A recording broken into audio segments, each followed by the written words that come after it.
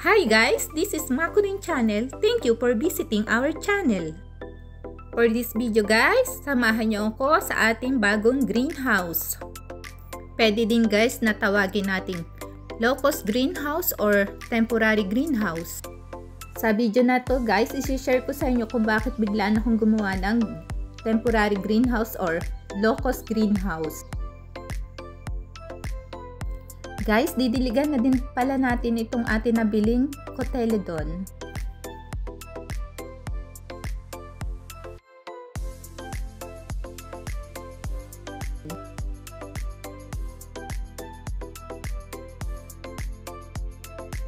Meron tayo guys na silicone hand blower. Pagkatapos natin diligan, kailangan natin tanggalin yung mga naiwan tubig sa dahon. Guys, ito nga pala yung ginawa kong temporary or low-cost na greenhouse. Kung ano lang ding available na materials, yun lang din ang ginamit ko. Ang shading cloth naman ay nabili ko sa suki kong home center. Para ma-secure natin yung shading cloth na hindi malipad ng hangin, ay ginamitan ko siya ng house packer. Okay na to guys, nasa kanlo na ang ating mga arrangement.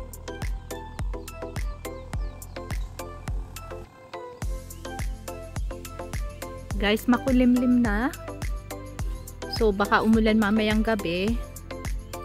Yung instant or temporary greenhouse natin, tinakloban ko na siya ng vinyl. Ito siya guys. So yung vinyl guys ay hindi rin bago. Kung ano lang din yung meron dito sa bahay, siya din ang ginamit ko. Ayan guys. Pero okay na to guys. So guys, ang ating new arrangement. Dito ko sila punesto. Kaya gumawa nga pala ako ng bagong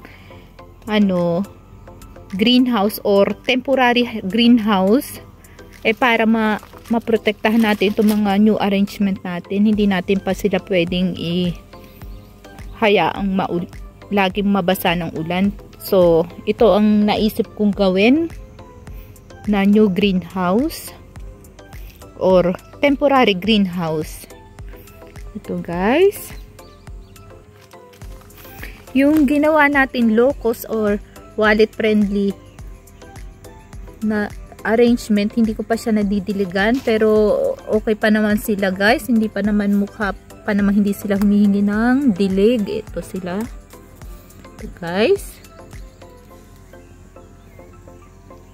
And then yung taas naman, nabasa siya ng ulan isang beses, kaya hindi ko pa rin sila didiligan. Okay pa sila. Yan. And then ang isa ko pang ginawang arrangement ay ito guys. Guys, ito. Guys, ito pa isa kong ginawang arrangement. Halos lahat siya echeveria. Tapos nilagyan ko lang sa gilid-gilid ng green necklace or string of pearl. Yan guys.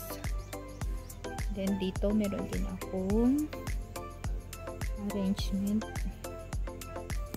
So guys. And then meron din ako malaki ditong echeveria, si Parida. And then si Golem Jade. Bagong tipat. Si Blue Jelly Bean. Yan guys.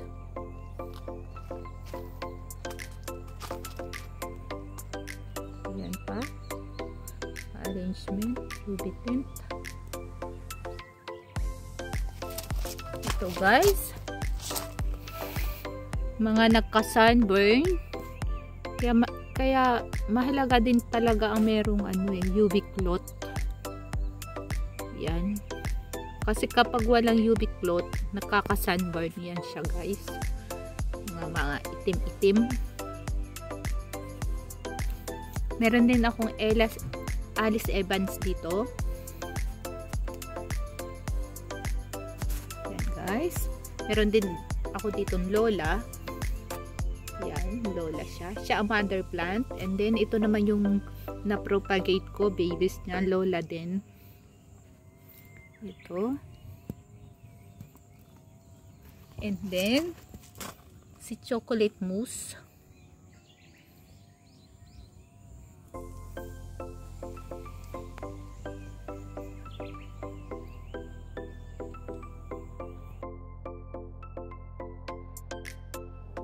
Guys, sinipag ulit tayo ngayon. May nagawa ulit tayong new arrangement. Ito siya, guys.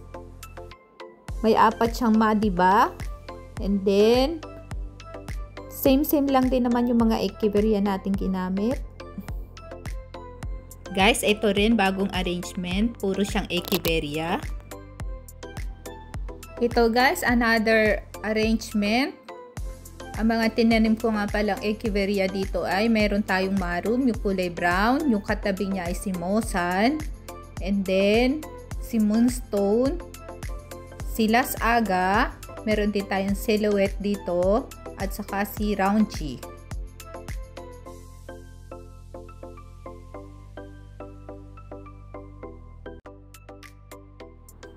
Guys, another new arrangement, yung mapula ay si Topsy Davy.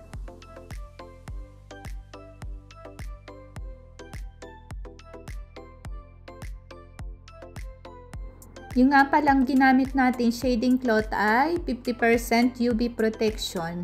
Sakto lang siya para sa mga halaman, guys.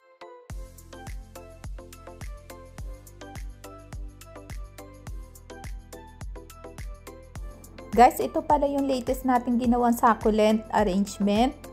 Puro siya echeveria. Dahil ang target natin ay something cute, something kawaii na arrangement, dinamihan natin ang Kanuma soil. Guys, kapag nga pala sinabing Kanuma soil, ito yung klase ng lupa na well-drained soil at walang fertilizer. Guys, kung ang tinatarget nyo yung succulent, ang hitsura ay something cute, tapos hindi siya masyadong lumalaki and then colorful, ang recommended kong soil, guys, damihan nyo ang Kanuma soil, pumice at saka vermiculite.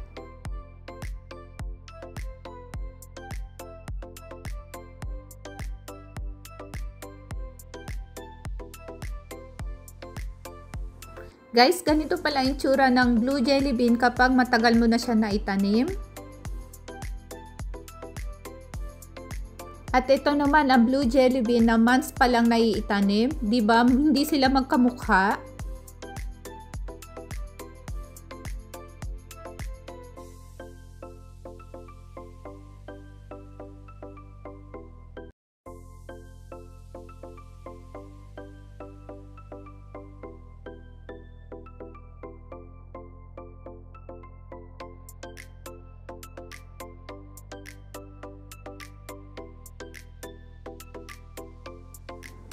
Guys, ito naman ang ating rain gutter succulent pot.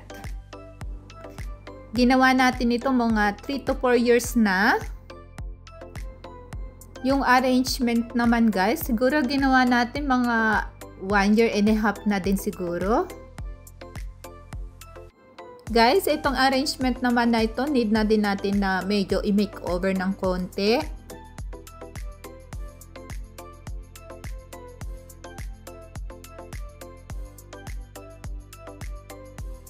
Guys, comment below lang kayo kung ano maganda natin gawin makeover dito sa rain gutter succulent pot na to.